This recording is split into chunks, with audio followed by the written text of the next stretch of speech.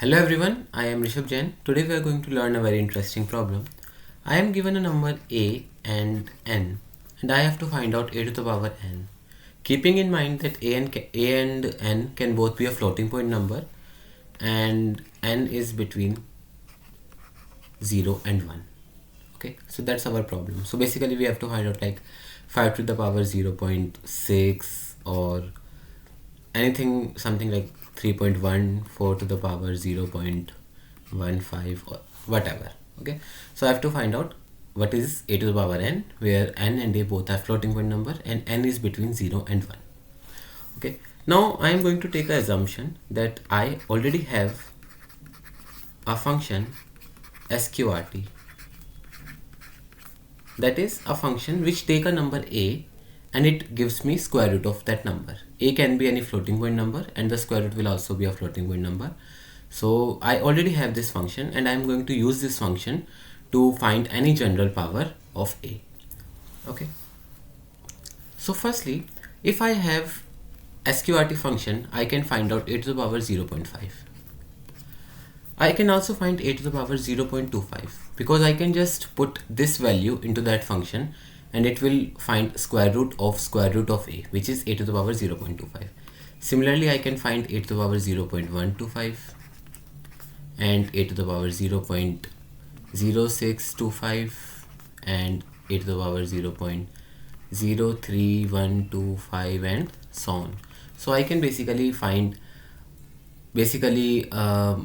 negative 2's power of a to the power 1 by 2, a to the power 1 by 4, a to the power 1 by 8 and so on. Okay, so I'm going to use these powers to form any general power of a. So suppose I want to find out a to the power 0.75.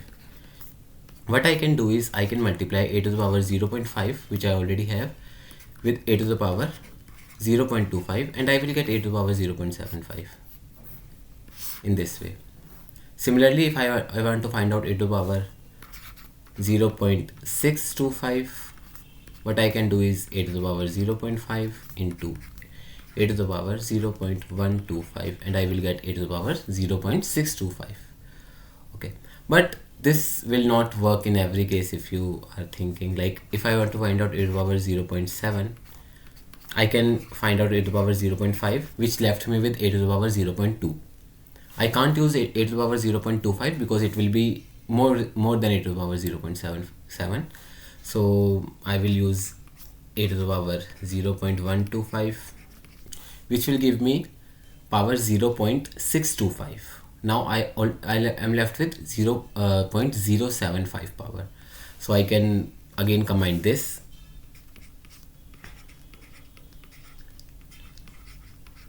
It will give me, I think, a total of 0.6875 and I am left with something like 0.0125. So basically then I can't use this power and I will have to repeat this process again and again and again. And in theory we have to repeat this process infinite number of times to get infinite precision. But we don't always need infinite precision, and after like some 10 to 20 steps we will reach good enough precise value of a to the power 0.7. So we can repeat this step for like some 20 steps or something like that, and we will get a good enough value for a to the power 0.7. Okay, let's try it with some other value, say a to the power 0.82. I'm just randomly choosing a number and it doesn't matter what the number is. I can do a to the power 0.5 and then I'm left with 0.32. So I can here use a to the power 0.25 and then I'm left with 0.07, I guess, and I will be able to use 0.0625 and so on. So in this way I will be able to reach a to the power 0.82 in like good enough precise value of a to the power 0.82 in some 20 and 30 steps. So we can do that. I will write a code for this and that will you will be able to better understand this process through the code. For now, we have to ask two questions, like how many iterations to good enough. Like iterations are good enough. Like how many iterations should we repeat this process so that we have good enough precision for our answer. And secondly, I want to know about the time complexity of this solution. Assuming the time complexity of sqrt function is order of t of n. So I want you to like think about these two questions and write down your solution in comment section, and we will discuss what are the answers for these two problems. Okay, now let's jump to the code. So now I'm going to write the code for the discussed problem. I'm going to define a function, let's say double floating power. So this function is going to take two number double a and double n, and I have to find out a to the power n. Firstly, I will define answer variable whose value is initially set to 1, and another variable p. Now p is telling me which power of a I currently have. So I am going to initialize a for loop in which I am going to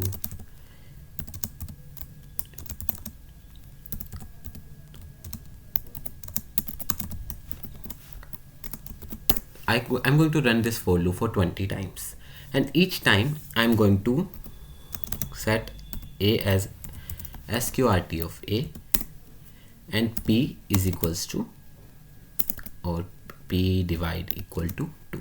That is, in each step I will divide p by 2 and set a as sqrt of a. So in each step I will have initially I have p equal to 1 and a equal to a. Then I will get a equal to 0.5 and p will become 0.5. Then I will get a to the power 0.25 and p will become 0.25, and so on. Now some powers of a I need to multiply in answers, and some power of a I don't need to multiply in answer. And how will I know which power of a I need to multiply in answer? By comparing the value of p and n. So if p is less than equal to n, which means the power of a I currently have need to be multiplied in answer. So I will multiply answer with a. And because I have multiplied a to the power, basically a to the power p in the answer, I have to subtract p from n. That is, p amount of power is already included in the answer, and I have to now find out a to the power n minus p basically. So this for loop will give me a to the power n in a good enough precision, and I can just return answer. Now over in main I will define two variables a and n. I will input these two variables a and n, and I will output the value which I find out, which is floating power of a comma n. Okay, let's put some random value over here and see what the answer is. So I will put this and 0 point something. It's just completely random, and let's find out what the answer is. And this, okay, so answer comes out to be 5.90232. So let's check if this answer is correct or not. I will just ask Google about this. Google gives me answer of 5.90237, and here I got 5.90232. So okay, there is some issue of precision. Maybe if we increase this to 30, we will get more precise answer. Yeah, exactly, you can see that the answer become more precise, and we can also like check more digits of this floating point number and see how much precise our answer is by like varying this this number of iteration. And you can try this out, that vary in the number of iterations and check how much precision you get with the number of iterations and so on, and how the precision depends on a and n, and this will help you understand how much precision is like how much iterations are required to get a good precise answer for the problem. Now we can also like display the intermediate values of answer and p and n to better understand like what's going on in the solution. So we can just like display what's the value of answer, what's the value of a, and what's the value of p, and let's put a slash in over here and run it. Okay, I forgot to put any spaces between, so it's just a huge chunk of one number. Let's put some spaces in between. Okay, so now we can see that answer is like you can see that even in 10 steps it's 5.86, which is like quite close to the actual answer. So in very few steps it actually goes reach quite close to the answer, and you can see that value of p in 30 steps reach 10 to the power minus 9.